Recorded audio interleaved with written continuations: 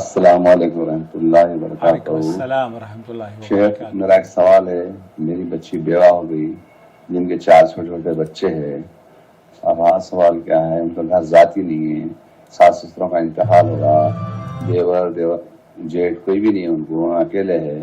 اب انہیں عدت کے دن کیسے گزارے، کہاں گزارے، کیا میں اپنے پاس بلا لے سکتا ہوں کیا ان کو؟ ذرا قرآن اور حدیث کی روشنی میں مجھے مشورہ دیجیے آپ۔ بالکل میں مشورہ دیتا ہوں دوستوں، بھائیوں اور بہنوں۔ طلاق اور بہت سارے ایسے پیچیدہ مسائل ہیں جنہیں حل کرنے کے لیے سنجیدگی سے گفتگو کی ضرورت ہوتی ہے، اور اسی لیے ہم آپ کا گھر برباد ہونے سے، ذہنی پریشانیوں سے نجات دلانے میں یہ چینل ایک اہم رول ادا کرتا ہے۔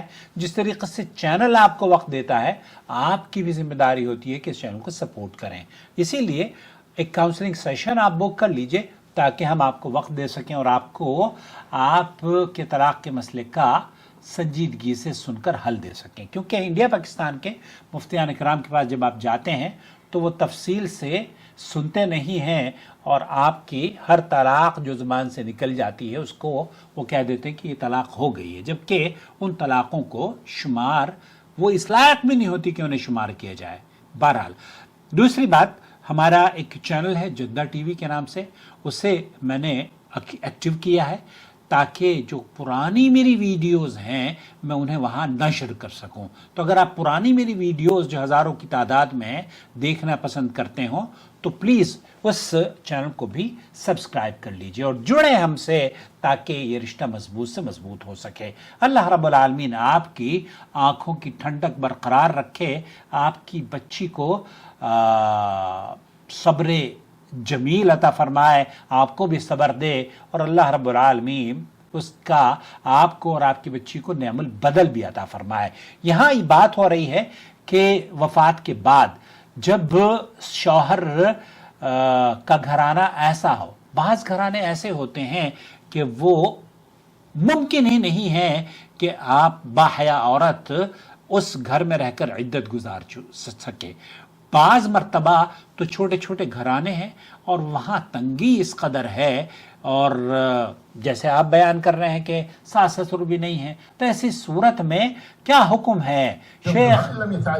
یہاں اصل یہ ہے کہ اللہ رب العالمین نے مرد کی وفات کے بعد، شوہر کی وفات کے بعد 4 مہینے 10 دن کی جو عدت ہے وہ اس کے گھر پر گزارنے کا حکم دیا ہے۔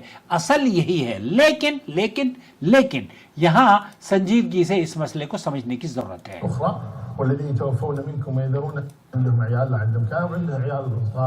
آپ کے گھر میں بچے ہیں، آپ کے گھر میں ذمہ داریاں ہیں، آپ کے گھر میں پریشانیاں ہیں، آپ کا گھر اس لائق میں نہیں ہے کہ وہاں 4 مہینے 10 دن آپ سوگ سے گزار سکیں۔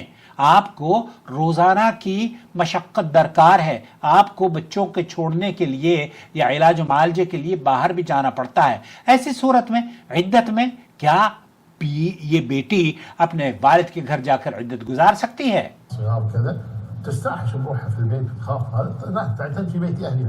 یہاں اگر ایسی صورت میں وہ اس کو معذرت کے ساتھ زندہ مرنے کے لیے چھوڑ دیا جائے گا تو یہ درست موقف نہیں ہوگا، بلکہ صحیح موقف یہ ہوگا کہ اسے اس کے گھر پر موقع دیا جائے جہاں کہ اس کی عزت اور آبرو محفوظ ہو، جہاں وہ اپنے بچوں کا خیال رکھ سکے، جہاں وہ اپنی جان اور مال کی اور عزت اور آبرو کی صحیح طور پر حفاظت کر سکیں۔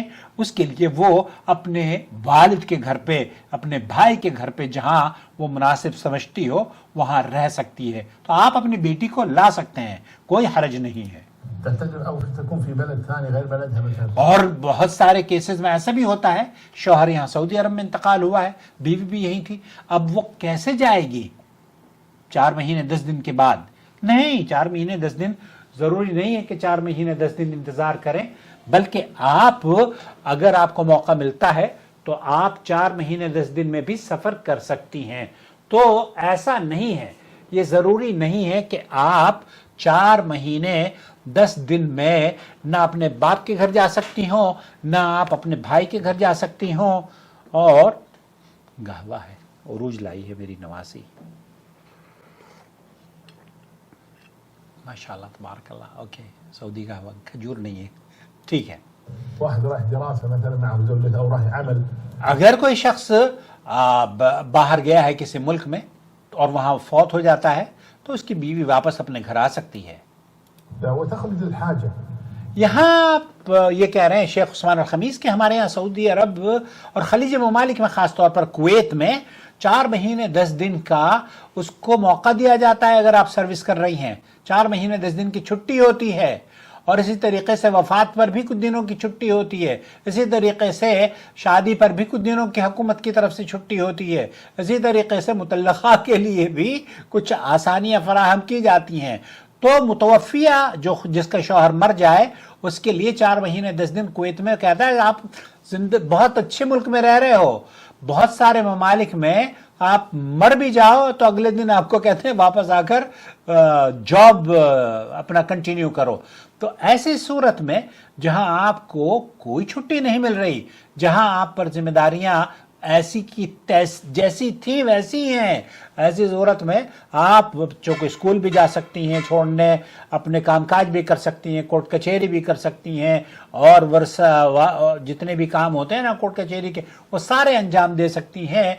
और आपकी इद्दत और आपका जो सोग है वो ये सारे के साथ दिन में कर लीजिए। बहुत सारे अहले इल्म ने कहा है कि दिन में जाने में कोई कबाहत नहीं है, और लेकिन अगर ज़रूरत पड़े तो रात को भी आप निकल सकती हैं, क्योंकि आप कहीं मर्डर गश्ती करने नहीं जा रही हैं।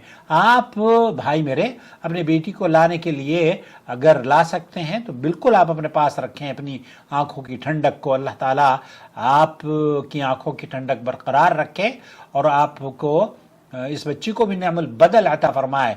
इससे कहें कि वो दुआ पढ़ें जो नबी करीम सल्लल्लाहु अलैहि वसल्लम ने दुआ सिखाई है, अल्लाहुम्मा अजिरनी फ़ी मुसीबती वख़्लिफ़ ली खैरम मिन्हा।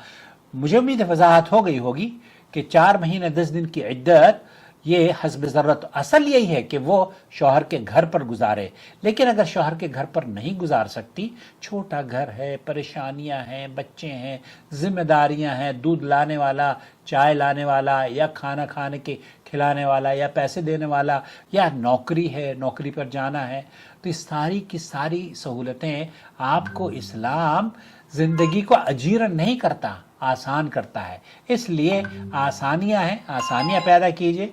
अल्लाह रब्बुल आलमीन आपसे राज़ी हो। ये कॉल करते रहते हैं मुझे, बस थोड़ा सा मेरे लिए सोच लिया करें कि बार बार कॉल ना करें।